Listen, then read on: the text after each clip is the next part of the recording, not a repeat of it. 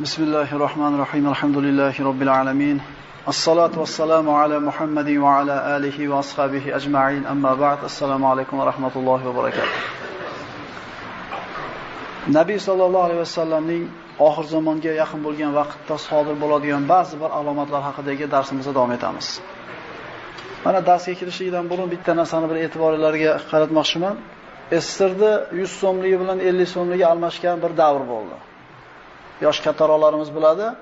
Shunday bir to'polon bo'luvdiki, eski kupyura pullarni yangisiga almashtirmasa, eskisi yo'qib ketadigan bo'lganda, shunga bir bizitiladigan bardak bo'lgan edi.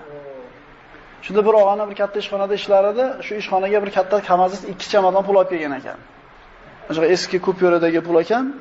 Bu darsga kirishlikdan burun aytayapmanki, tushunib olinglar nimani o'qiymiz buni bu yoqqa. 2 chamadonni olib qo'yib turib, o'sha buxgalteriyasiga olib kirib, "Ma bir chamadonni oling, bir chamadonni pul qo'yib bering" degan ekan.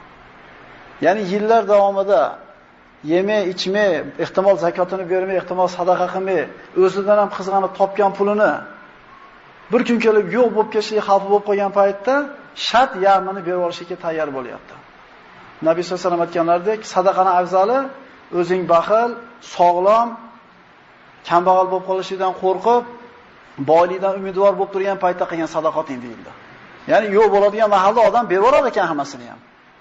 Agar shunday bir endi shu odamga birov aytgan bo'lsa-ki, shu shopirga keyingi oy pul almashadi degan gap bor, ishonchli bir joydan eshitdik desa, ha dedi-da, kuyib qoldi puliga.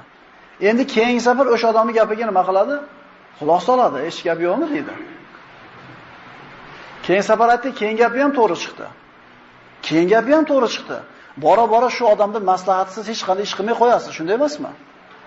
Endi biz quyida o'qiyotganimiz Nabiy sallallohu alayhi vasallamni oxir zamon haqida aytgan alomatlarini deyarli maydalari hamma sodir bo'lganini ko'rsiz. Endi payg'ambarimiz aytgan boshqa bashoratlarga bo'lgan iymoningiz kuchaydimi? Biz bu alomatlarni nima uchun o'qiyapmiz? Ha, bo'pti-yu. Endi nima qizig'i bor buni bilishda, deyish mumkin. Biz nima uchun o'qiyapmiz? O'qib o'rganaylik va Rasululloh sollallohu alayhi vasallamni aytgan boshqa bashoratlar ham bo'lishiga qalbimizda zarracha shubha qolmaydi.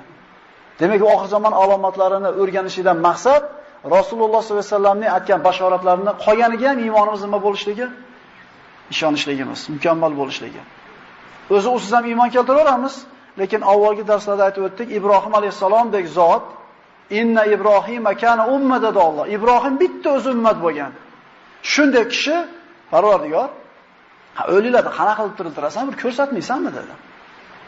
Osmonni, malakotus samovotni ko'rsatgan Ibrohim o'zi Alloh taolo ko'zidan pardani olib qo'yib turib, boshqa bandalarning ko'ziga berkitilgan Allohning mulki ko'rsatilgan edi.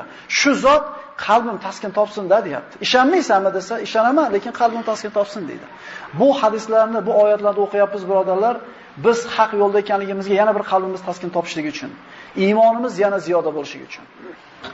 Nabiy sollallohu alayhi vasallam oxir zamonda sodir bo'ladigan ishlar haqida xabar berar ekan, Nofidan rivoyat qilinadi. U kishi aytadi: "Men Rasululloh sallallohu alayhi vasallam aytganlarini eshitganman." U zot aytgandi: "Arab jazirasiga g'azot qilasizlar va Alloh taolo sizlarga uni fath qilib beradi." Ya'ni musulmonlar birinchi bo'lib Arab jazirasini qo'lga kiritadi. Musulmonlarning qo'lida bo'ladi to'laligicha. So'ngra Alloh taolo sizlarga Forsni hamda Rumni fath qilib beradi. Birinchi bo'lib fath qilinadigan joy Arab jazirasi ekanligini payg'ambar sollallohu alayhi vasallam aytdi va bu nima bo'ldi? Sahobalar davrida to'laligicha musulmonlar qo'lga o'tib fath bo'ldi. Ya'ni Rasululloh sollallohu alayhi vasallam musulmonlarni xursand qiladigan bashoratlarni, kelajakda bo'ladigan tarixiy ishlarni Rasululloh hadislarda aytib beradi. So'ngra Alloh taolo Rumni fath qiladi. So'ngra Dajjolga g'azot qilasizlar, Alloh taolo uni ham fath qiladi. Ya'ni Dajjol kelgan paytda qo'rqinchli holatlar bo'ladi, lekin qo'rqmanglar dedi Rasululloh. Alal oqibat musulmonlar Dajjolni yeganda marhamat qiladilar. Imom Buxoriy da rivoyat qilingan hadisda mana mashhur hadis, Adi ibn Xotam at-Toyi, bu kishi mana tarixda Xotamtoy deb saxiyligi bilan, saxovati bilan mashhur bo'lgan bir kishi, mana podshoh bo'lgan, nasroniy dinida bo'lgan, arab bo'lgan, Toy qabilasidan Xotim ismli kishi. Shuni o'g'li Adi ibn Xotam at-Toyi nasroniy dinida bo'lgan, o'zini qabilasining podshohi bo'lgan. Shu kishi islomga kirib payg'ambar sollallohu alayhi vasallam oldiga kelgan paytda Rasululloh unga bir qancha hadislarda aytadi. Uni hozir o'qiymiz, kelajakda mana shu bashoratlarida. Adi ibn Hotam Toy aytadi. Men Rasululloh sollallohu alayhi vasallamning oldilarida edim. Bu kalima keltirib turgan kuni, islomga endi kirgan musulmon. Bir kishi keldida Rasululloh sollallohu alayhi vasallamga kambag'al ekanligidan shikoyat qildi. Ya'ni kambag'alchilik ko'payib ketdi xalqimizda dedi. Orqasidan ikkinchi odam keldida yo'ldagi musofirlarga ozor berayotgan qaroqchilar haqida shikoyat qildi. Shu vaqt Rasululloh sollallohu alayhi vasallam ikkala odamning shikoyatini eshitib turib, Adiga qarab aytdiki: "Ey Adi" dedi, "Hironi ko'rganmisan?" dedi. Hiro Iroqni, ana shu davrda Iroqni maydonida joylashgan katta bir shaharlardan bo'lgan. Adi aytdi: "Yo'q, ko'rgan emasman, lekin eshitganman ko'p narsani" dedi. Rasululloh sollallohu alayhi vasallam aytdilarki: "Agar Alloh senga umr bersa, Hirodan bir ayol tuyasini minib, yolg'iz o'zi yo'lda hech kimdan qo'rqmagan holda faqat Allohdan qo'rqib haj kelganligini ko'rasan" dedi. Shunda Adi ibn Hotam Toyi hayron bo'ldi. Hiro qayoqda, Madina qayoqda? Rasululloh sollallohu alayhi vasallamga shikoyat qilib kelgan, qaroqchilardan shikoyat qilib kelgan ishga qarab turib, payg'ambarimiz so'zni aytar ekan, Rasululloh mana shu so'zi bilan ikkita bashoratni berdi. Ya'ni Hiro degan Iroqning bir chekkasidagi katta shahar musulmon bo'ladi, hamda qaroqchilar yo'q bo'lib, tamomiy musulmon o'lkasida tinchlik, xotirjamlik, omonlik hukm suradi. Ey Adi, agar Alloh sizga umr bersa, Hirodan bir ayol tuyani minib Allohning uyini haj qilgani keladi, yo'lda hech kimdan qo'rqmaydi. Bu bilan tinchlik va islom kengashiga bashorat edi.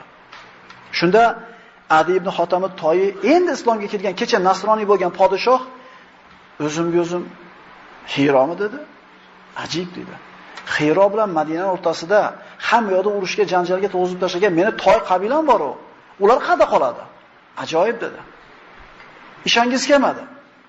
So'ngra Rasululloh davom etdi. Ey Adi, agar Alloh senga umr beradigan bo'lsa, Kisroni boyliklarini egallaysizlar va Allohning yo'lida sarf qilasizlar dedi. Kisro ana shu davrdagi yer yuzidagi eng qudratli ikkita mamlakatning bittasi edi, podshosi edi. O'sha davrda dunyoni boshqarib turgan, dunyoni idora qilib turgan ikkita kuchli mamlakat edi. Bu paytda Nabiy sollallohu alayhi vasallam faqat Madinaga hokim edi. Hali Arab jazirasi payg'ambarimizga bo'ysunmagan edi. Hali Makka fath qilinmagan edi. Payg'ambarimizga har tomondan dushmanlar hujum qilib turgandi musulmonlarga Madinaga qarab. Mana shu paytda payg'ambarimiz kelajakda bo'ladigan buyuk fathlarni aytdi. Adi ibn Hotam Toyi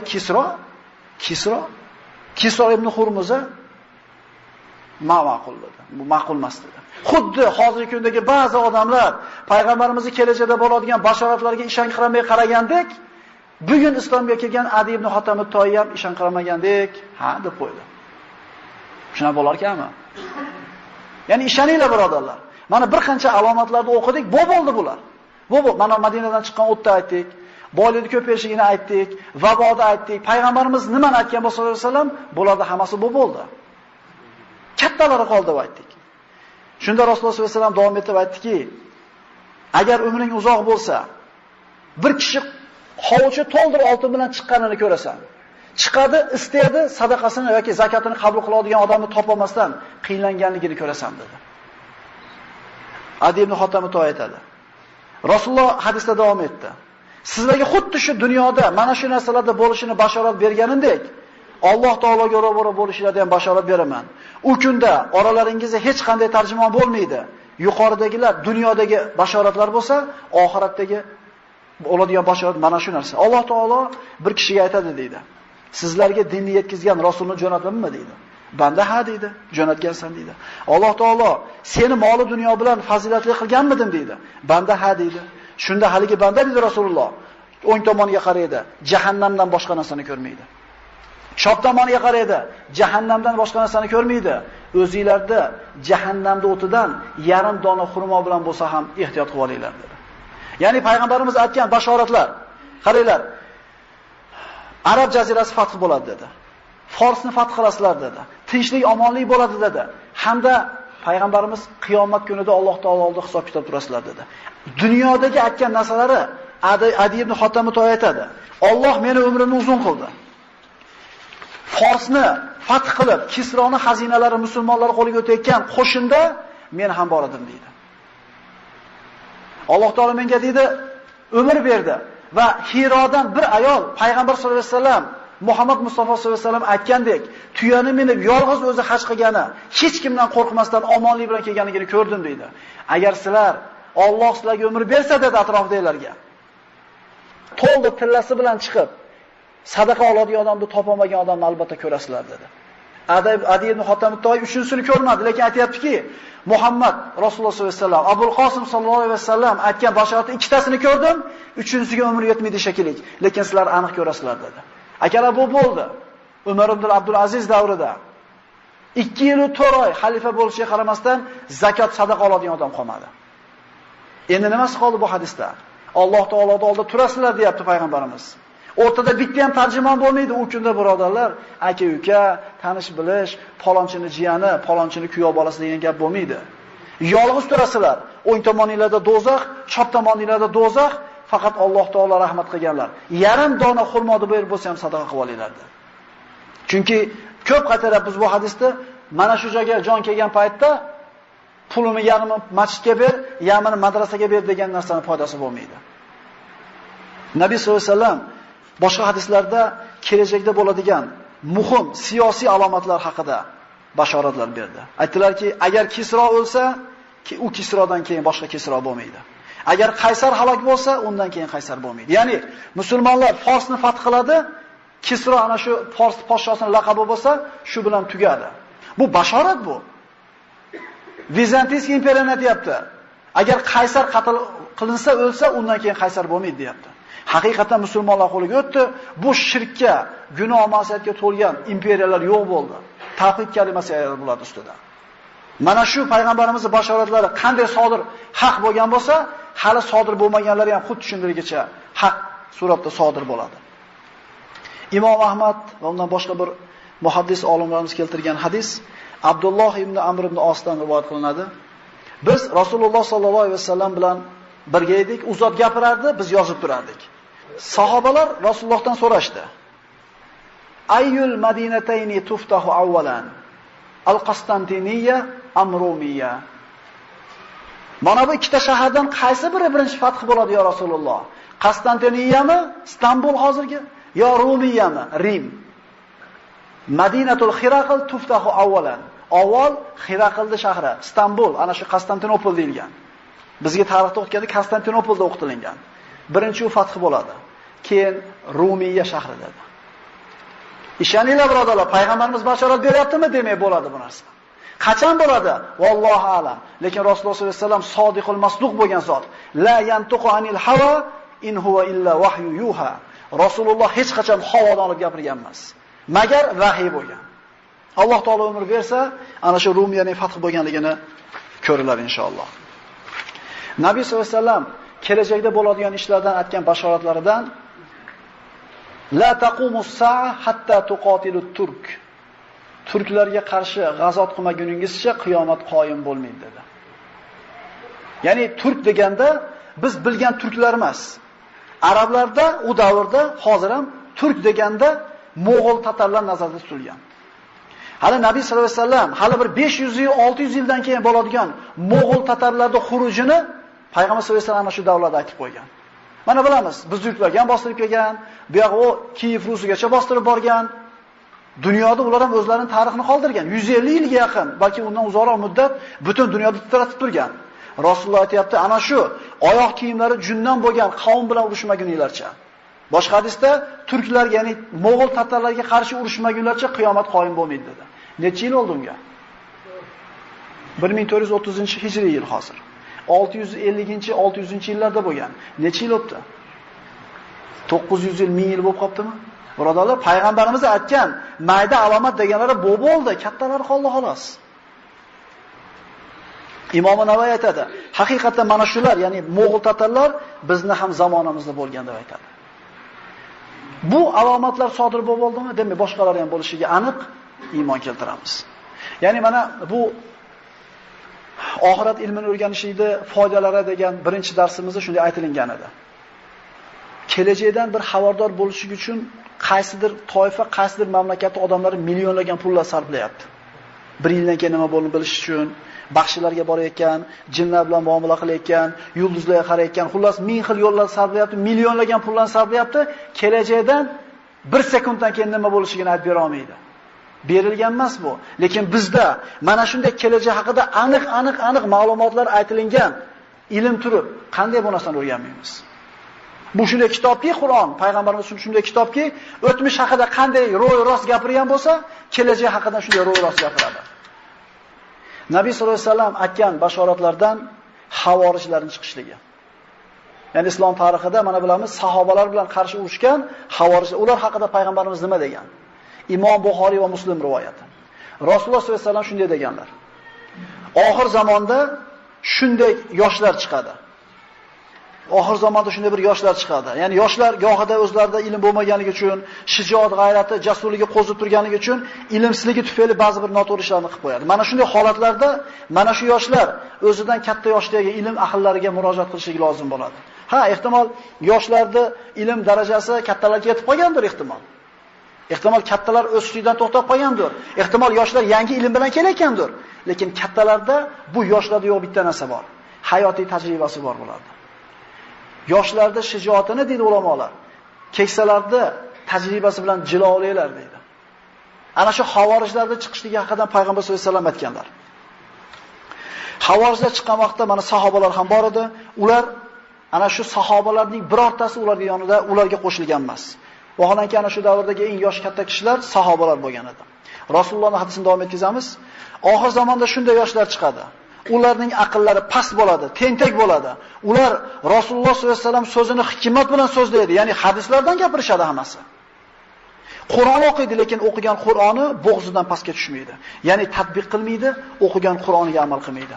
Ular dedi Rasululloh sollallohu alayhi vasallam, dindan xuddi kamondan o'qi chiqib ketgandek tezlik bilan chiqib ketadi deydi. Hadisni gapiradi, oyatni gapiradi, lekin amal qilmaydi. Bo'g'zidan u yog'iga o'tmaydi.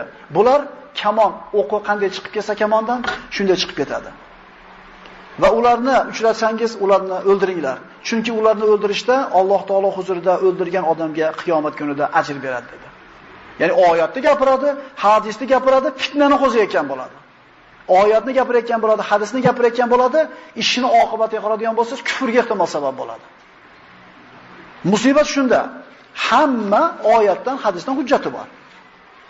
Bir fikrga qanotlanib olgan, bir yo'lda ushlab olganda, endi Qur'on o'qib birorta bir uni bir fikrga to'g'ri keladigan mazmunda oyat kelib qolsa, shay ham o'shatini oladi-da, mana deydi Qur'ondan hujjatim bor. Hayron qolasan, hammaning hujjati bor. Unisi ham kitobi sunnatdan, bunisi ham mana shu holatda nima deyilish kerak? Nima qilish kerak? Kibor ulamolarga, yoshi ulug' bo'lgan, katta yoshdagi olimlarga albatta murojaat qilishlik kerak. Bu Rasululloh sollallohu alayhi vasallam ko'rsatmalari. Haqiqatan mana shu havorijlarni xuruji bo'ldi. Ularda mana Amirul Mu'minin Ali ibn Abi Talib roziyallohu anhu sahobalar bilan katta jang qildi. Mana shu jang Nahravon ma'rakasi deyiladi. So'ngra sahobalar ham boshqa ma'rakalarda, shuningdek ahli sunna jamoat e'tiqodidagi kishilar bu havorijlar bilan davomiy suratda asrlar davomida jang qilib kelishdi. Yana payg'ambarimiz kelajakda bo'ladigan aytgan alomatlardan muvozanat, tenglikni, tartibni buzilishligi. Nabiy sollallohu alayhi vasallam Abu Hurayradan rivoyat qilinadi, Imom Buxoriyda keltirilgan. Bir kuni odamlarga xutba o'qib turardi. Ayniqsa mana shu zamonimizda yaqqol ko'zga ko'rinib turgan, lekin payg'ambarimiz avval bashorat qilib qo'ygan alomatlardan. Payg'ambarimiz sollallohu alayhi vasallam Abu Hurayradan rivoyat gapiryapti bizga deydi. Shat to'satdan bitta sahroyi arab chiqdi-da, "Ya Rasululloh, mata saa?" Qiyomat qachon qoyim bo'ladi? Rasululloh sollallohu alayhi vasallam indamadilarda gapini davom etkazaverdilar. Bu yerdagi sahobalar bir-birlariga qarab, bittasi aytdi, "Eshitmadi" dedi. Bittasi aytdi, "Eshitdi" dedi, "Achchig'i keldi" dedi. Chunki gapini bo'ldi dedi. Ya'ni mana shu savol berishlikda ham domlalarga yoki biror narsani bilmoqchi bo'lib savol berilsa, odobi bor. Ulamolar aytadi, to'g'ri berilgan savol javobni yarmi deyiladi. Ya'ni savol berishlikda ham o'zining yo'li bor, xuddi javob berishlik yo'li bo'lgandek. Bu Arobiy endi sahroyi, ko'p ham lug'at odob axloqi zo'r emas. Sha gapini bo'la qachon qiyomat bo'ladi dedi. Rasululloh indamatida so'zini tugatgandan keyin hali kishini chaqirib turib, "Ayna Sa'il?" So'rovchi qani dedi. "Ana Rasululloh madaman" dedi. Keldida u kishiga qarab turib, "Iza wussidal amru ila g'ayri ahliha fantaziris sa'a. Iza zuyal amanat fantaziris sa'a." Mana payg'ambar sollallohu alayhi vasallam aytdilarki, agar odamlar omonatni zoya qilsa, omonatlar yo'qolsa, qiyomatni kutaveringlar dedi. Ya Rasululloh, omonat qanday zoya bo'ladi deganda, yuqoridagi hadisda aytdilarda, "Iza wusidal amru ila g'ayri ahliha fantadiris sa'a." Agar haqli odamlar qolib, noahil bo'lgan odamlarga bir ishni boshqaruv topshirib qo'yilsa, shu ishni qiyomatini kutaver deydi. Har bitta ishni o'zini ustasi qilish kerak degani. Ya'ni omonat degani o'qituvchi maktabda omonatdor bo'ladi. Bolalarga ta'lim berish, ularda ongini rivojlantirishlik, ilm o'rgatishlik omonat. Agar shu o'qituvchi yelkasidagi omonatni ado qilmasdan xiyonat qilsa, bu bolalar o'tib ketadi. Ichida zo'r fahm farosatli, zehnli ehtimol olim, alloma bo'ladigan yoshlar bo'ladi. Shu iste'dodini yuzaga chiqaradigan o'qituvchi xiyonat qilsa, bu bola ana shu oddiyligicha qolib ketadi.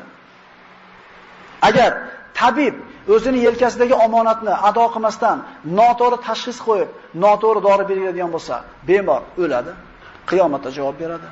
Agar bir korxonani rahbari o'zini rahbarligiga loyiq bo'lmasdan egallab olib, o'zi loyiq bo'lmasa ham atrofida ish yuritadigan odamlarni loyiqlarini qo'ymasa, bu ishxona nima bo'ladi? Bankrot bo'ladi. Demak, oxir zamonda alomatlardan bittasi shukanki, ishlarni boshqarishlik noahil odamlarning qo'liga o'tib ketadi. G'arb mamlakatlarini qarasanglar, bir firma yoki bitta kompaniya bir odamning shaxsiy kompaniyasi bo'lsa, 10 yil xizmat qildi bu odam. Lekin yangi bir ishchi keldiki, bundan ko'ra zo'rroq. Hech xijolat bo'lmaydi-da, mana shu ishni sendan ko'ra yaxshiroq qiladigan odam bor ekan deydi, buni javobini beradi, o'rniga qo'yadi. Shu bilan rivojlanib ketdi ular. Qo'y endi o'zimizga kuzib qolgan. Payg'ambar sollallohu alayhi vasallam bu shunaqa ekan deb eshitib qolgan narsa emas. Har bittamiz omonatdormiz, nimanidir ustida. Agar o'qituvchi maktabda bolaga yaxshi ta'lim bermayotgan bo'lsa, Alloh taoloning omonat qilib bergan musulmon bandani bolasini haqqini ado qilmayapti, qiyomatda javob beradi. Ayol kishi o'zini erining mulkida o'tirib, erining ruxsatisiz tasarruf qiladigan bo'lsa, omonatga xiyonat qilyapti. Birodarlar, ko'zda omonati bor, tilda omonati bor, quloqda omonati bor. Shu omonatlarni ado qilsak, ado qiladigan bo'lsak, birodarlar, hayotimiz zo'r bo'ladi. Qiyomat alomatlaridan bittasi, agar ishlar noahil odamlar qo'liga topshirilsa, qiyomatni kutaveringlar deydi. Bu yaqqol ko'zimizga ko'rib turgan zamonlarda yashayapmiz. Aqulu qawli hada va astagfirullohu lakum. Assalomu alaykum va rahmatullohi va barakatuh.